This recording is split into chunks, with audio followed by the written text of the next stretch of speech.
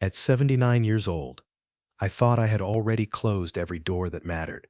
I thought love was a chapter one had read twice, underlined in the good parts, and set back on the shelf where it belonged, next to the photograph of my late wife Doris on our 40th anniversary, laughing at something just out of frame that I could never quite remember anymore. I thought the rest of my life would be quiet hallways, the smell of overcooked oatmeal, and a rocking chair by the window where I watched the maple tree lose its leaves every October like clockwork, the way Doris used to lose her patience with me every October when I refused to rake them. That was the rhythm I had accepted. Wake up, take my pills, sit by the window, remember her, sleep, repeat. I had made peace with it, or told myself I had, which at my age is sometimes close enough to the same thing. Then on a Sunday morning in late September, there was a knock on my door at Willowbrook Senior Residence, soft but insistent, the kind of knock that belongs to someone who has decided something and is not going to be talked out of it. I opened it to find Eleanor Voss standing in the hallway holding a folded newspaper against her chest like it was something precious, her white hair pinned back the way schoolteachers used to wear it, her cardigan buttoned wrong by one hole, and she looked at me with those steady gray eyes and said, "Will you read my book reviews every Sunday?" I did not understand the question. I am not sure she expected me to, but I will tell you how a man who thought his heart had already finished its work found out it was only resting. Let me take you back, though, because a question like that does not arrive out of nowhere. And if I only gave you the knock on the door, you would not understand why my hands were shaking when I answered it. You would not understand why it took me 40 years to learn what she taught me in 4 months, or why the hardest thing I ever did at my age was not burying my wife, but letting someone else matter after her. So let me take you back to how a man my age ended up in that hallway, and why the woman on the other side of that door had spent 30 years writing book reviews that nobody read. I had lived at Willowbrook for 2 years by then. My daughter Margaret moved me in after my hip surgery, when it became clear I was not going to manage the stairs in the old house on Bellamy Street anymore. The house where Doris and I raised 3 children and buried 1 dog and planted a garden that outlived both of us in terms of how much attention it got. Margaret cried the day she signed the paperwork. I did not cry. I have found that men of my generation were not given very good instructions on how to do that, so mostly I just went quiet, which people mistake for strength when really it is just a different kind of grief, one that does not know its own name. I brought 3 boxes of Doris's things I could not part with, her sewing basket, her Bible with the pressed flowers still inside Corinthians, and a cardigan that still, impossibly, 2 years later smelled like her rosewater perfume if I buried my face in it at just the right angle. I kept that cardigan folded in the bottom drawer, and some nights, when the silence in that little apartment got too loud, I would take it out and hold it until I could breathe evenly again. That is not a confession I am proud of. It is only the truth of what it means to lose someone after 51 years of marriage. You do not simply stop being married. You just become married to an absence. Willowbrook was not unpleasant, as these places go. There was a dining hall that smelled perpetually of gravy, a common room with a television always tuned to game shows nobody watched, and a courtyard garden that the staff kept trimmed within an inch of its life. I mostly kept to myself. I had never been a man who made friends easily, and grief had made me even less inclined to try. I nodded at people in the hallway. I said good morning to the aides. I ate my meals at a corner table by the window, and let the other residents think whatever they wanted about the quiet widower who kept his own company. I had heard about Eleanor before I ever properly met her. The staff called her Mrs. Voss with a kind of gentle respect they did not extend to everyone, and I knew she had been a schoolteacher for 32 years at the elementary school on the other side of town, that her husband Walter had passed nearly a decade before mine, and that she spent most of her time in the little library room at the end of the east hallway, a room with 2 windows, 4 bookshelves, and almost no visitors, writing something in a spiral notebook that she guarded like it contained state secrets. We had exchanged perhaps a dozen words in 2 years. A nod over the crossword puzzle table, a brief conversation about whether the tomatoes in the garden plot were ready to pick. Nothing that would suggest either of us was looking for anything, because neither of us was. I want to be clear about that, because I know how these stories are supposed to go, with some spark of recognition the very first time 2 lonely people lay eyes on each other. It was not like that. For 2 years, Eleanor Voss and I were simply 2 old people orbiting the same small building, polite and unremarkable to one another, both of us privately convinced that whatever we had once had, whatever it felt like to be looked at and wanted, had been buried along with our spouses. The other residents at Willowbrook noticed things long before Eleanor and I did. The way people in small, contained worlds always seem to know a story before its own characters have read the first page. There was a woman named Ruth Kaplan who played bridge every Tuesday and Thursday in the common room, and she liked to remind anyone who would listen that she had been watching the two of us for a year before that first Sunday, watching the way I lingered a beat too long near the library room door, watching the way Eleanor always seemed to know without being told which corner table I preferred at dinner. "You two have been circling each other since Christmas," Ruth told me once, not unkindly, dealing out a hand of cards she had no intention of letting me join. "Some of us just move slower than others. That's not a flaw, Arthur. It's just arithmetic. We've all buried someone. It takes longer to trust the math again." I did not know what to say to that, so I said nothing, the way I said nothing to most things in those days, and went back to my oatmeal. I remember one particular Tuesday, months before any of this began, when Eleanor stopped at my table in the dining hall to ask, in passing, whether I had read anything worth recommending, and I told her, honestly, that I had not read a novel since Doris died, that the books on my shelf at home had simply become furniture, objects I dusted but no longer opened, because reading had always been something we did together, her voice narrating the good parts, while I pretended to already be asleep in the armchair beside her. Eleanor had looked at me for a long moment then, the way a teacher looks at a student she suspects is capable of more than he is currently showing, and said only, "That seems like an awful waste of good books," before continuing on to her own table without another word. I did not think much of it at the time.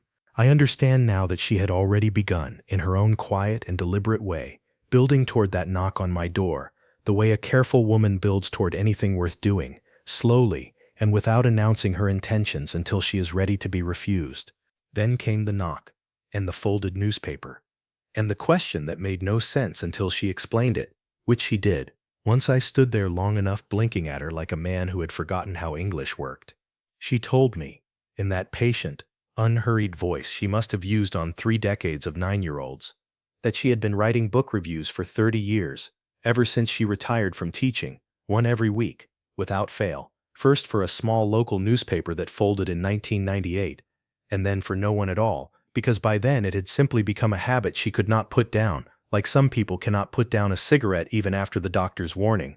She wrote about whatever novel she was reading that week, sometimes a mystery, sometimes something literary and slow that she said rewarded patience, always in careful cursive in the same spiral notebook, and then she had nowhere to put them, because her husband Walter, who used to read every single one aloud to her over Sunday breakfast, whether she wanted him to or not, had been gone 9 years, and in 9 years she had not found anyone else willing to sit still long enough to listen. "I am not asking you to court me, Mr. Whitfield," she said, and I remember the directness of it took me by surprise, the way certain school teachers never lose the habit of saying exactly what they mean. "I am asking you to sit in my library room on Sunday mornings and let me read to you, because I have discovered that a review nobody hears is just a very long complaint to an empty room, and I am tired of complaining to an empty room. I should tell you that my name is Arthur Whitfield, and I do not know why I am only mentioning that now, well into telling you this story, except that for most of my life at Willowbrook, I had stopped thinking of myself as anyone with a name at all. I had become mostly a widower, a room number, a quiet man at the corner table. Eleanor was the first person in 2 years who looked at me and seemed to want something specific from Arthur Whitfield, not from the sad old man in 14B. I told her yes before I had fully decided to. The way you sometimes agree to things, because saying no would require an explanation you are not ready to give, even to yourself.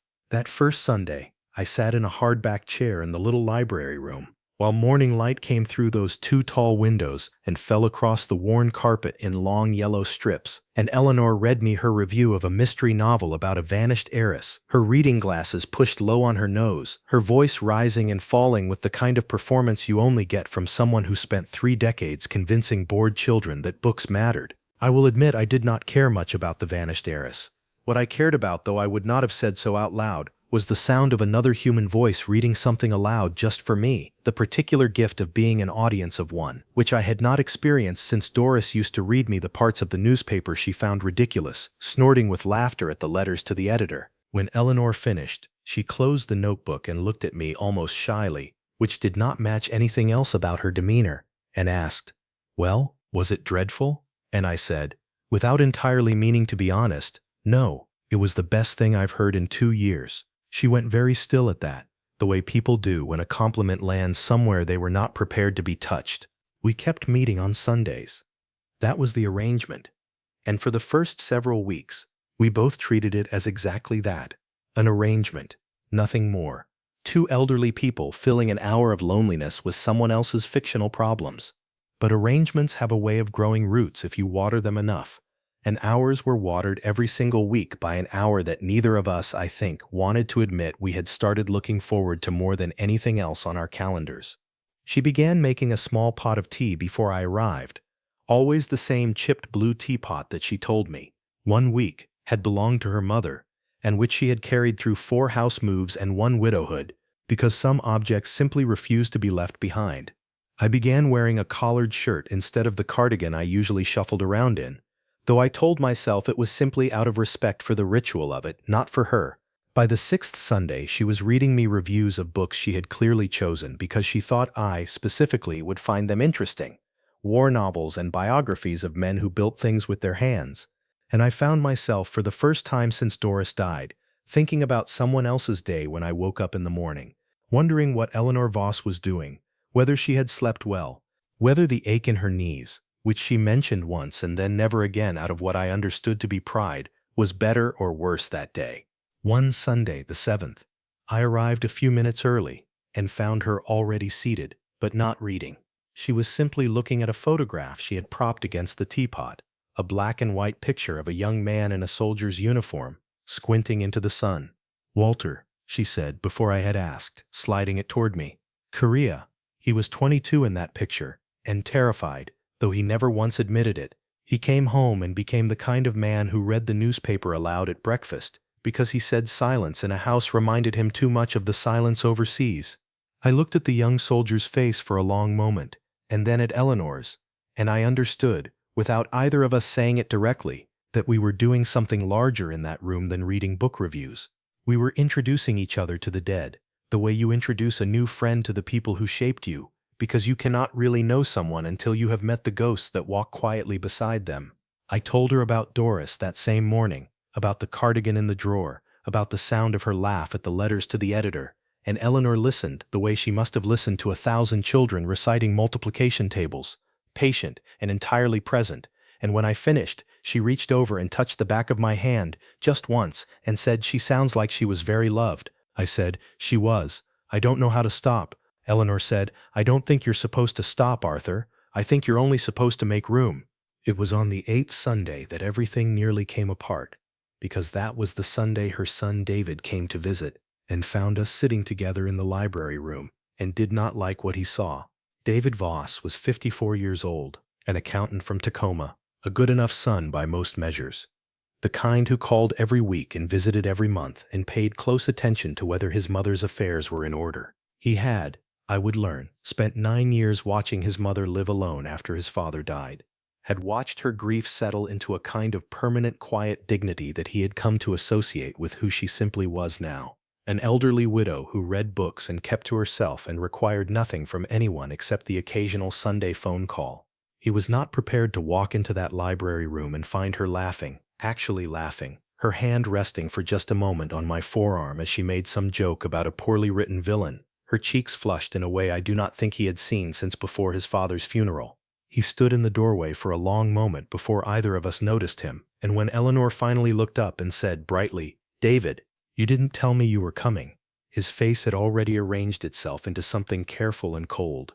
He was polite in front of me, the way people are polite when they are saving their real feelings for later. And he left after 20 minutes of stiff conversation about nothing. But he called Eleanor that evening, and I know because she told me the next morning, her voice smaller than I had heard it, that he had asked her, not unkindly, but not gently either, whether she understood what people would think.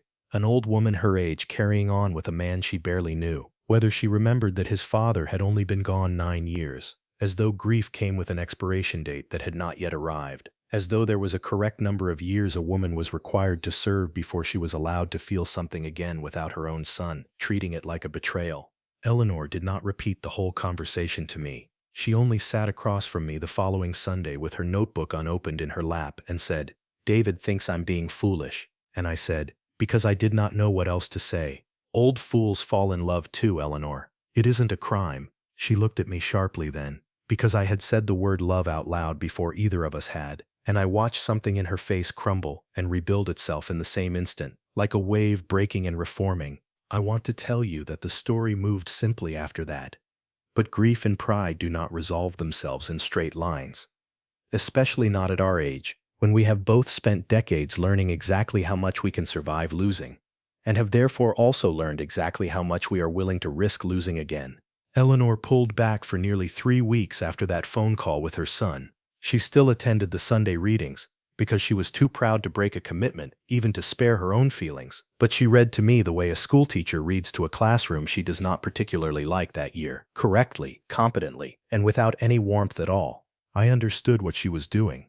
She was building a wall, brick by careful brick, the same way I had built one after Doris died, the same way most of us at Willowbrook had built ours, because walls are simply what you construct when you have already survived one collapse and cannot bear the architecture of another. Those 3 weeks were harder on me than I let anyone see. I went back to eating alone at my corner table, and Ruth Kaplan caught me one evening staring at my untouched dinner and said, without much ceremony, "You look like a man who forgot how to be brave, Arthur." I told her I did not know what she meant. She only shook her head and said, "Walter's been gone 9 years, and David still thinks his mother owes the man a decade of silence for every year of marriage. That's not grief anymore. That's guilt wearing grief's coat." Don't let her son's guilt talk you both back into being lonely. You're too old to waste the time you have left waiting for someone else's permission. I did not answer her, but I thought about it for 3 nights running, lying in the dark of my apartment with Doris's cardigan folded in the drawer 6 feet away. And on the 3rd night I found myself speaking out loud into the empty room, the way I sometimes did when the silence pressed too hard against my chest. I told Doris I thought I was betraying her by wanting to try again. I waited foolishly the way old men do, for some sign, some settling of the curtains, some creak of the floor, and none came, because that is not how the dead answer us. But somewhere in the telling of it, in saying the fear out loud instead of just carrying it, I understood that the only person keeping that door closed was me. I might have let her keep that wall standing, might have simply accepted the retreat, and gone back to my corner table and my rocking chair and my cardigan in the bottom drawer, except that on the 4th Sunday of her silence, I arrived at the library room to find her not reading at all, but sitting with the notebook closed in her lap, staring out the window at the courtyard garden, her shoulders curved in a way I had never seen from a woman who otherwise held herself like a general reviewing troops.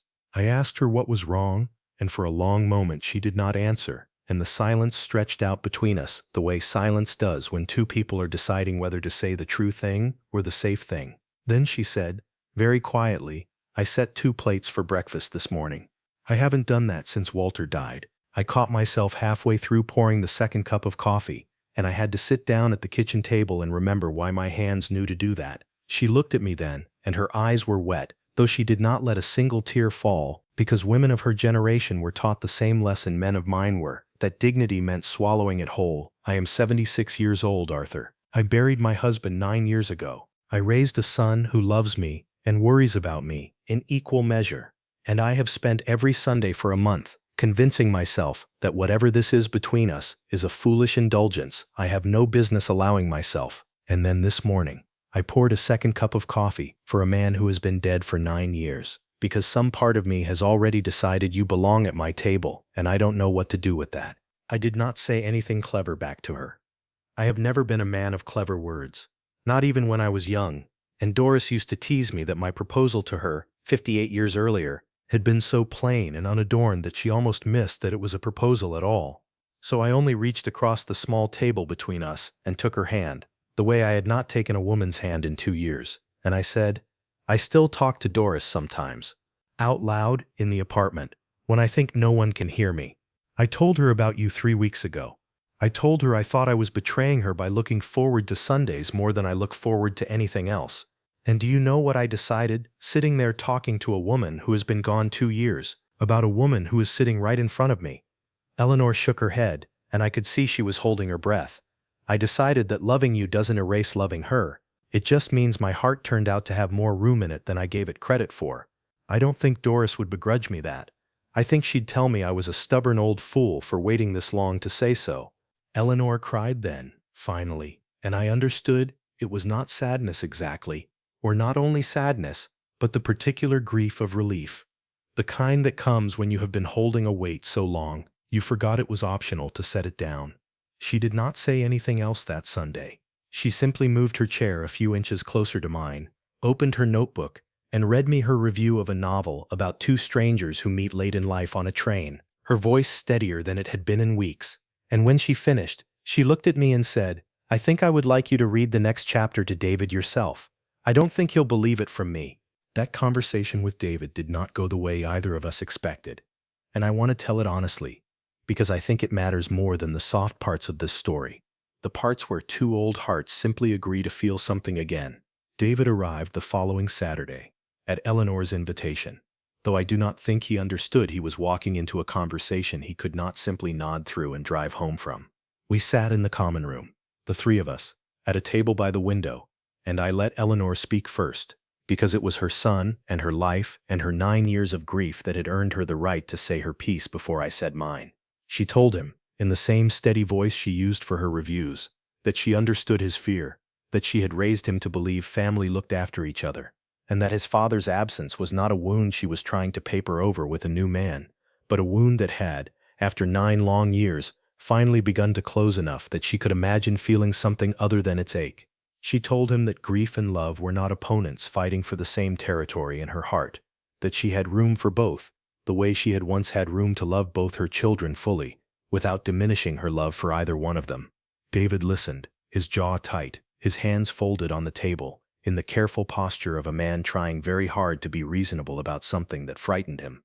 Then he turned to me, and I could see the accountant in him doing the math, sizing me up, wondering what an 80-year-old widower with a hip replacement and 3 cardboard boxes of his dead wife's belongings could possibly want from his mother that wasn't something smaller and sadder than love, companionship out of convenience, someone to split the cost of loneliness with.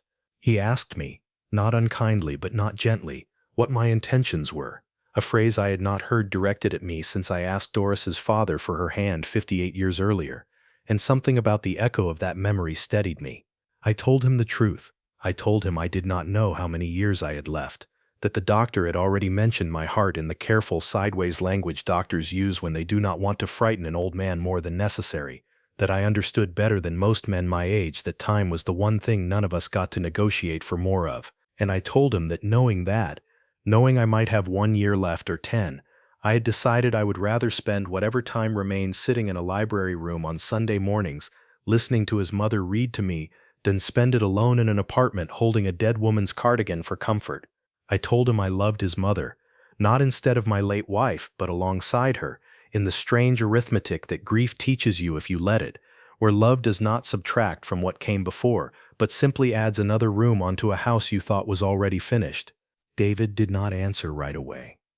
He looked at his mother for a long time, and something in his face softened the way faces do when fear finally loses its grip on a person. He said, quietly, that he had not been angry at me. He had been angry at the calendar, at 9 years that had passed faster than he was ready for, at the fact that his mother moving forward felt somewhere in his chest like his father moving further away, even though he knew, rationally, that was not how love or memory worked. He apologized to her, not for worrying, but for making his worry her burden to carry. And then he looked at me and said, the kind of thing that men of his generation, raised by men of mine, do not often say easily. He said, my father would have wanted her to be happy. I think I just needed someone to remind me of that out loud. There was one more moment before the wedding that I think belongs in this telling, small as it was, because it taught me something about what it means to grow old alongside someone, rather than simply grow old near them. A week after David's visit, Eleanor fell ill with a chest cold that the staff nurse insisted on treating with the particular seriousness reserved for anyone over 75. And for 4 days I was not permitted into her room, some policy about contagion that I understood and resented in equal measure. I spent those 4 days the way I imagine most men my age spend their worry, uselessly, pacing the hallway outside her door, asking the aides for updates they were not always inclined to give, until finally, on the 4th evening, one of the younger nurses took pity on me and let me sit in the doorway, not inside, just close enough to see her sleeping, propped up on 3 pillows with her spiral notebook still resting on the nightstand, where she had apparently insisted on keeping it even sick. I sat there for nearly an hour saying nothing, and when she woke and saw me, her voice raspy and thin, she said, "You didn't have to sit in a doorway, Arthur. That's a very undignified place for a man your age to be found." I told her I had considered climbing through the window, but my hip would not allow it, and she laughed, which turned into a cough, which turned into her waving me off with mock irritation, and I understood, sitting in that doorway, that I had not felt fear like that, the particular fear of almost losing someone, since the morning the doctors told me to prepare myself for Doris. I had thought I no longer had the capacity for that kind of fear, that grief had used it all up. I was wrong. It turned out fear, like love, simply waits for someone worth feeling it for. The weeks after that conversation felt different, in a way I had not expected. Lighter, the way a house feels once you have finally opened a window that has been painted shut for years. Eleanor stopped reading her reviews only to me on Sundays and began, without either of us planning it, reading them at the dinner table too, to Ruth Kaplan, and to a widower named Samuel who played chess in the common room. And I noticed the way her voice had changed, no longer the careful, guarded performance of a woman convincing herself no one was truly listening, but something looser and more joyful. The voice, I think, she must have had 30 years earlier, standing in front of a classroom of 9-year-olds who adored her. One evening she looked across the table at me, her cheeks pink from the wine Margaret had brought for Sunday dinner, and said, "I have not felt this much like myself in 9 years, Arthur. I had forgotten what that felt like. I thought I had simply become a smaller version of the woman I used to be, and it turns out I had only been waiting for someone to ask me to be the whole thing again." We were married the following spring, in the courtyard garden at Willowbrook, among the tomato plants Eleanor had tended for 2 years, and the maple tree that had dropped its leaves every October since before either of us moved in. It was a small affair, the way these things are at our age, not because we had less to celebrate, but because we had already learned exactly how much celebration a life actually requires. Margaret came, my daughter, and cried the way she had cried when she signed my admission papers 2 years earlier, though this time I understood the tears were a different species entirely. Ruth Kaplan sat in the front row in her good dress, and told anyone who would listen that she had called it a year in advance, which was, strictly speaking, true.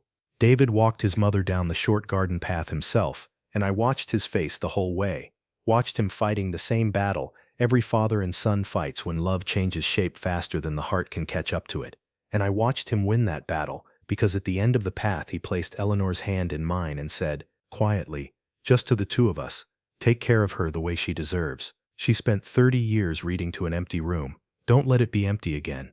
I told him I did not intend to. I have kept that promise every Sunday since, though now, instead of a hard-backed chair across a small table, I sit beside my wife on a small sofa. Margaret helped us pick out for our shared room, and Eleanor reads me her reviews with her feet tucked under her and her head, more often than not, eventually resting against my shoulder before she finishes the last page. I still keep Doris's cardigan folded in the bottom drawer. Eleanor knows it is there. She has never once asked me to remove it, and I love her for that more than almost anything else she has ever done. Because she understood, without my having to explain it in the careful, wounded language of a man twice widowed by circumstance, that loving someone new does not require erasing someone old, that a heart at 79 is not a small room with only one chair in it, but a house with more doors than you knew to look for, and that some of the finest rooms in that house only open if you are brave enough, even at our age, even after everything you have already lost, to knock. Doris used to say that the measure of a good story was whether it made you believe in something you had stopped believing in by the time you closed the book.